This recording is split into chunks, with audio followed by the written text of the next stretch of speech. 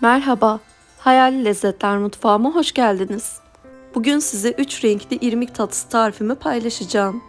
Davet sofralarınızı süsleyecek doğal renklendirme ile renklendirilmiş tatlımızın tarifine başlayalım. İlk olarak tatlımızın sade katını yani vanilyalı katını yapıyoruz.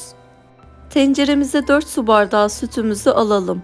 Sütün üzerine 1 su bardağından 1 parmak eksik irmik, 1 su bardağından 2 parmak eksik şeker ekleyelim. Ocağımızın altını yakıp katılaşana kadar sürekli karıştırarak pişirelim.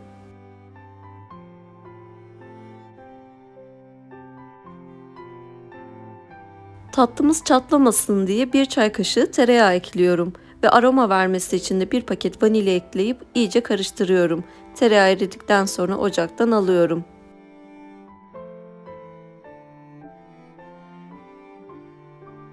Kek kalıbımı suyla ıslatıyorum ve suyumu döküyorum. Siz farklı bir kek kalıbı da kullanabilirsiniz.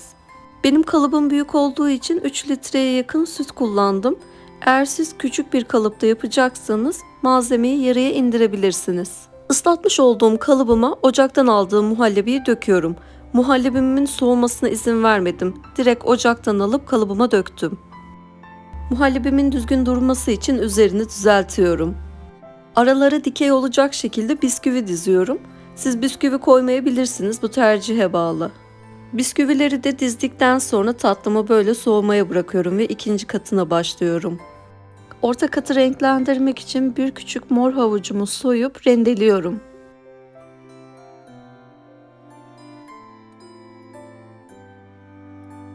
Rendelediğim havucumu tencereye alıyorum ve üzerine yarım su bardağından biraz fazla su ekleyip pişiriyorum. Havuçlarınızı iyice yumuşayana kadar pişirin.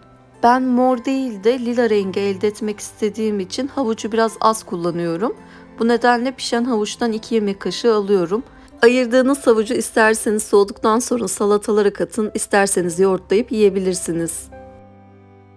1 litre sütün yarısını havuçların üzerine alıp havuçları blenderdan geçiriyorum.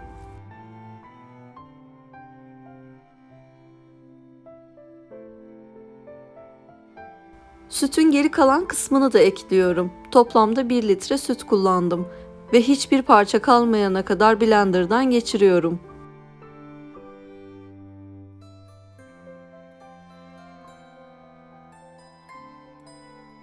Sütlü karışımımızın üzerine 1 su bardağı irmik, 1 su bardağı toz şeker ekleyip iyice katılaşana kadar çırparak pişirelim.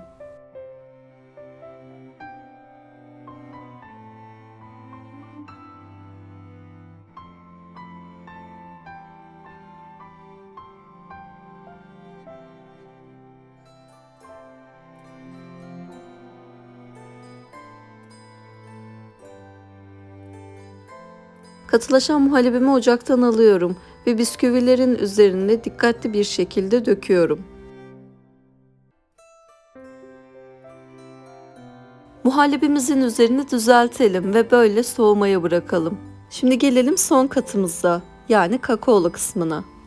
1 litre sütü tenceremize alalım. Üzerine 1 su bardağı toz şeker, 1 su bardağı irmik ve 2 yemek kaşığı kakao ekleyip sürekli karıştırarak pişirelim.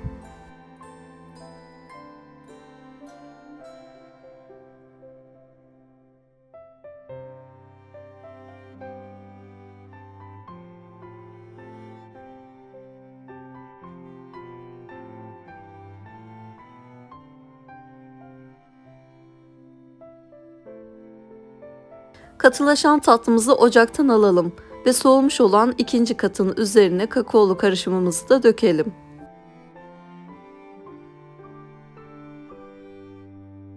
Spatula ile üzerini düzeltip soğumaya bırakalım.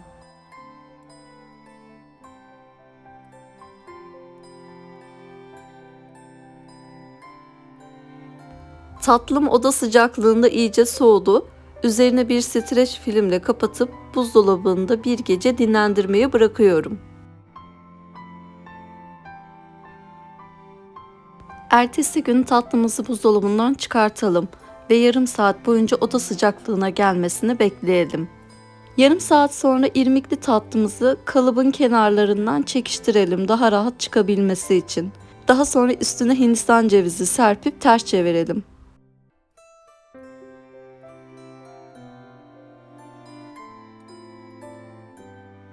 Kek kalıbının üzerine birkaç defa vuruyorum. Böylece muhallebimiz daha kolay çıkacaktır.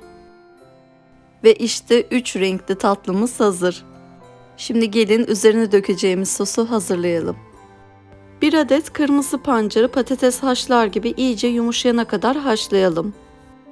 Daha sonra haşladığımız pancarın kabuğunu soyalım ve rendeleyelim. Rendelediğim pancarın suyunu bir süzgeç yardımıyla sıkıyorum. Zaten 1 tatlı kaşığı kullanacağım için fazla suyunu sıkmaya gerek yok.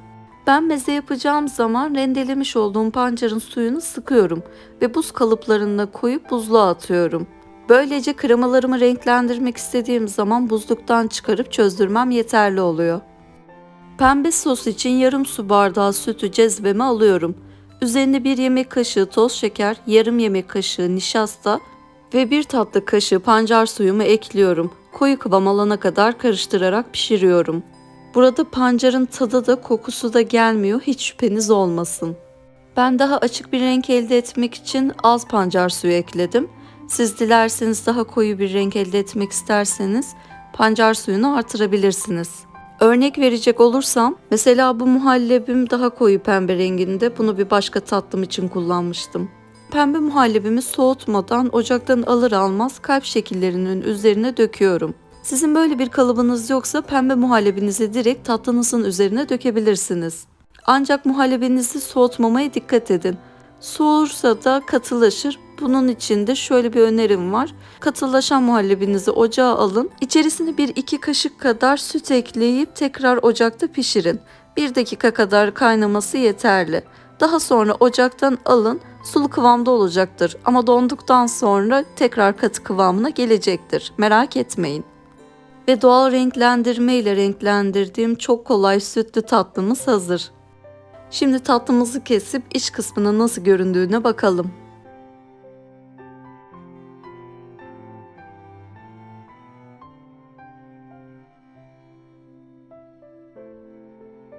Tatlım gördüğünüz gibi simetrik bir şekilde çıktı ve muhallebiler birbirine karışmadı. İçerisine koyduğum bisküviler de görünmüyor. Tatlımızın iç kısmına da bakalım. Görüyorsunuz, kalbin tam ortasına gelecek şekilde dik olarak yerleştirdiğim için bisküviler sağdan veya soldan görünmüyor. Eğer bu kalıpta yapacaksanız bu yöntemi denemenizi öneririm. Ben tatlımı bu şekilde süsledim. Siz dilerseniz üzerine çikolata sos yapıp da döküp tatlınızı daha da tatlandırabilirsiniz. Bu arada Regaip Kandiliniz mübarek olsun. Beni izlediğiniz için teşekkür ederim.